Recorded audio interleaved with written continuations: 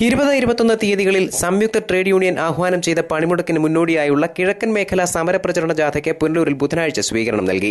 Market ജംഗ്ഷനിലാണ് സ്വീകരണം സംഘടിപ്പിച്ചത്. വിലക്കയറ്റം തടയുക, തൊഴിൽ സംരക്ഷിക്കുക, തൊഴിലവസരങ്ങൾ വർദ്ധിപ്പിക്കുക, തൊഴിൽ നിയമങ്ങൾ കർശനമായി നടപ്പിലാക്കുക, നിയമലംഘനത്തിനെതിരെ കർശനമായ നടപടികളെടുക്കുക തുടങ്ങിയ നിരവധി ആവശ്യങ്ങൾ ഉന്നയിച്ചാണ് പണിമുടക്ക്. സ്വീകരണ സമ്മേളനത്തിന് കോൺഗ്രസ് പുനലൂർ നിയോജകമണ്ഡലം കൺവീനർ കരിക്കത്തിൽ പ്രസേനൻ അധ്യക്ഷത വഹിച്ചു. വിവിധ യൂണിയനുകളുടെ നേതൃത്വത്തിൽ ജാഥ ക്യാപ്റ്റൻ ആർ സഹദേവന് സ്വീകരണം നൽകി.